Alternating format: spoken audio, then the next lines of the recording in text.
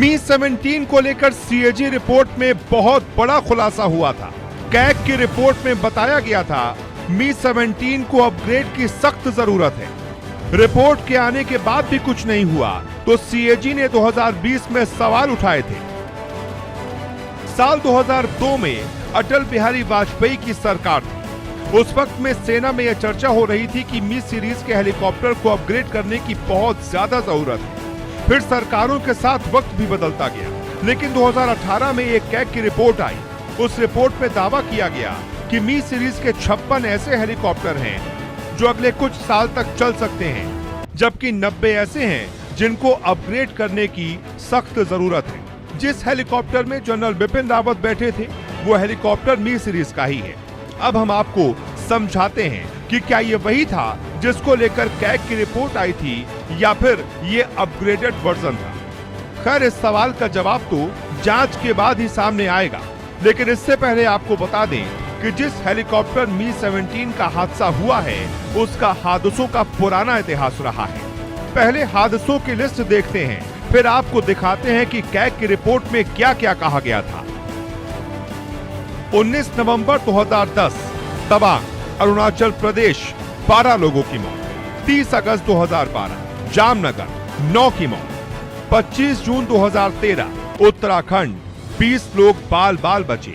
6 अक्टूबर 2017 अरुणाचल प्रदेश, 7 लोगों की मौत। 3 अप्रैल 2018 केदारनाथ, किसी की मौत नहीं।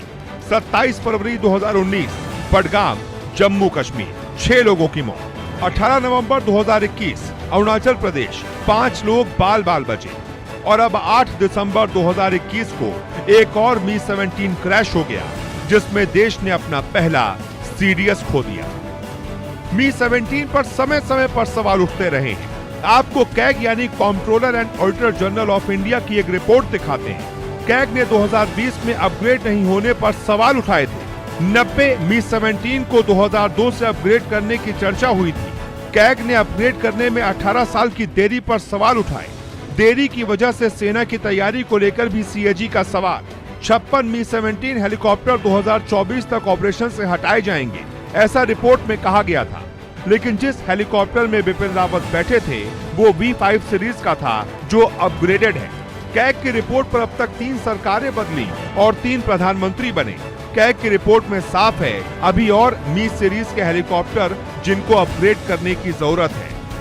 अब कैग की इस रिपोर्ट को कितना सीरियसली लिया गया इसका जवाब तो हमारे पास नहीं है, लेकिन इस बीच एक और मी-17 हेलीकॉप्टर क्रैश हो गया और इस बार देश को जो क्षति पहुंची उसकी भरपाई करना नामुमकिन है।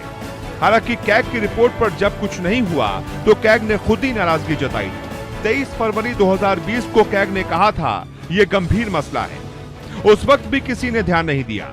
अब हादसे के बाद जांच पड़ताल हो रही है, जिससे साफ संकेत है कि हम हादसे का इंतजार करते हैं। विपक्ष मोदी सरकार को घेरने की तैयारी में है।